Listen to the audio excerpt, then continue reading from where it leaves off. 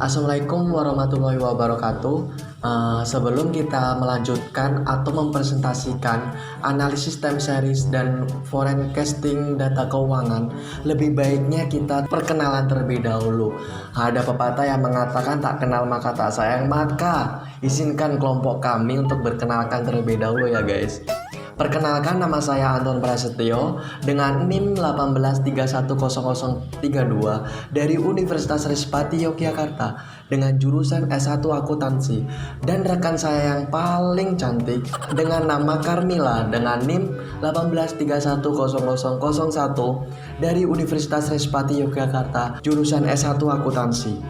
Oh ya, sebelumnya saya mau menyampaikan satu pantun buat teman-teman semua. Mohon didengarkan ya.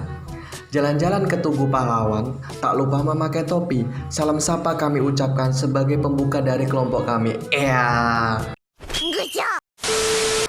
Baik, di sini kita akan menganalisis bersama apakah itu time series dan forecasting data keuangan. Analisis time series adalah analisis data keuangan.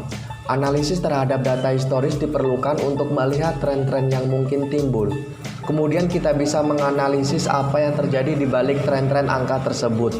Data historis perusahaan sebaiknya juga dibandingkan dengan data historis industri untuk melihat apakah tren suatu perusahaan bergerak relatif lebih baik terhadap tren industri. Kemudian, dalam analisis time series, perubahan-perubahan struktural yang akan berpengaruh terhadap angka-angka keuangan harus diperhatikan. Perubahan-perubahan struktural terdiri dari yang pertama, peraturan pemerintah, yang kedua, perubahan kompetensi, yang ketiga, perubahan teknologi, dan yang keempat, akuisisi dan merger atau penggabungan perusahaan. Kemudian, time series index. Teknik ini bisa menggunakan angka indeks, bisa juga angka-angka yang di dalam laporan keuangan disusun dan disajikan dalam rentang waktu berseri, misalnya 5 atau 10 tahun. Jika laporan ini dikonveksi menjadi angka indeks, maka menjadi laporan indeks berseri. Semua laporan keuangan yang dibandingkan secara berseri dikonversikan ke indeks. Kemudian, analisis tren. Analisis tren ini bertujuan untuk mengetahui tendensi atau kecenderungan keadaan keuangan suatu perusahaan di masa yang akan datang, baik kecenderungan naik, turun maupun tetap. Analisis data keuangan. Data penjualan mencerminkan 4 macam faktor. Yang pertama, tren. Tren merupakan pergerakan time series dalam jangka panjang, bisa merupakan tren naik atau turun. Diperlukan waktu 15-20 tahun untuk melihat pola tren tersebut. Tren tersebut bisa dipengaruhi oleh perubahan jumlah penduduk, perubahan teknologi, dan lain-lain. Yang kedua, siklus. Siklus merupakan fluktuasi bisnis dalam jangka yang lebih pendek, 2-10 tahun. Belum ada penjelasan yang memuaskan terhadap timbulnya fluktuasi siklus. Lamanya dan besarnya fluktuasi juga sangat beragam dari perusahaan ke perusahaan dan dari industri ke industri. Yang ketiga, musiman. Musiman merupakan fluktuasi yang terjadi dalam lingkup 1 tahun. Ada beberapa penyebab timbulnya fluktuasi musiman, misalnya karena peristiwa tertentu, lebaran, tahun baru, karena cuaca, musim hujan, atau kemarau. Yang keempat, ketidakteraturan. Fluktuasi semacam ini disebabkan karena faktor-faktor yang muncul tidak teratur dalam jangka waktu pendek, misalnya gudang perusahaan terbakar, akibat keuntungan perusahaan pada periode itu terpengaruh.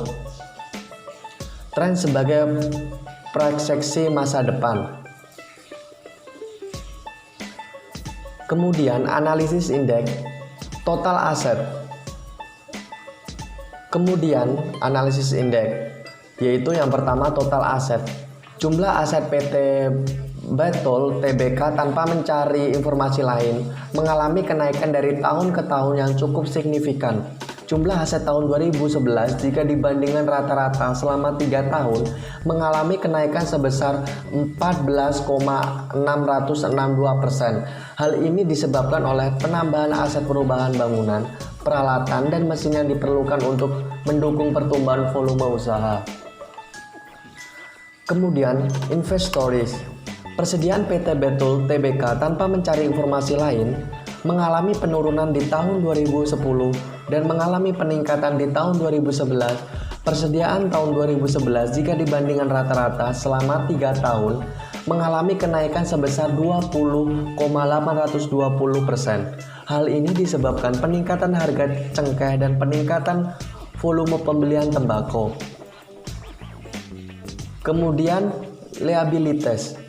Liabilitas PT Betul Tbk tanpa mencari informasi lain mengalami penurunan di tahun 2010 dan mengalami peningkatan di tahun 2011. Liabilitas tahun 2011 dibandingkan rata-rata selama 3 tahun mengalami kenaikan sebesar 22,0,115%. Hal ini disebabkan oleh realiksifikasi obligasi jangka panjang menjadi obligasi jangka pendek serta peningkatan pinjaman bank jangka pendek. Kemudian ekuitas. Ekuitas PT Betul Tbk tanpa mencari informasi lain mengalami peningkatan dari tahun ke tahun. Ekuitas tahun 2011 dibandingkan rata-rata selama 3 tahun mengalami kenaikan 3,081%. Hal ini disebabkan oleh laba yang dapat didistribusikan ke pemilik entitas induk 2011. Kemudian net sales. Penjualan PT Betul Tbk tanpa mencari informasi lain mengalami peningkatan dari tahun ke tahun yang cukup signifikan. Penjualan tahun 2011 dibandingkan rata-rata selama 3 tahun mengalami kenaikan 8,03%.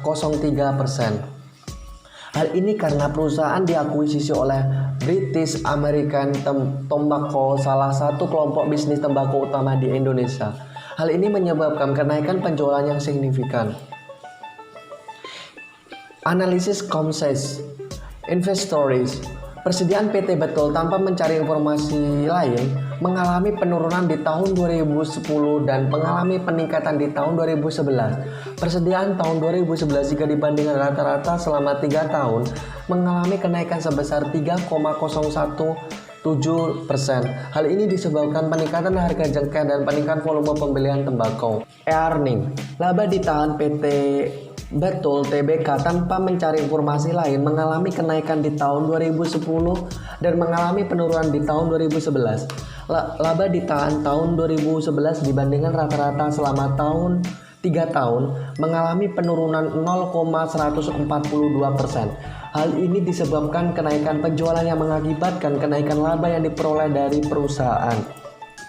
Kemudian, comprehensive profit atau loss. Laba setelah pajak PT Betul Tbk tanpa mencari informasi lain mengalami dari tahun ke tahun secara signifikan. Laba setelah pajak tahun 2011 dibandingkan rata-rata selama 3 tahun mengalami kenaikan 1,887%. Hal ini karena perusahaan diakuisisi oleh British American Tobacco, salah satu kelompok bisnis tembakau utama di dunia.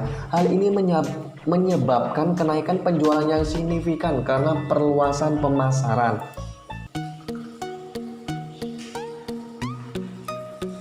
Sekian dan terima kasih. Mungkin itu saja yang dapat kita presentasikan atau dapat kita pelajari secara bersama. Apabila terdapat kesalahan baik disengaja maupun tidak disengaja, kita mohon maaf sebesar-besarnya. Semoga bermanfaat buat kita semua. Sekian dan terima kasih. Wassalamualaikum warahmatullahi wabarakatuh.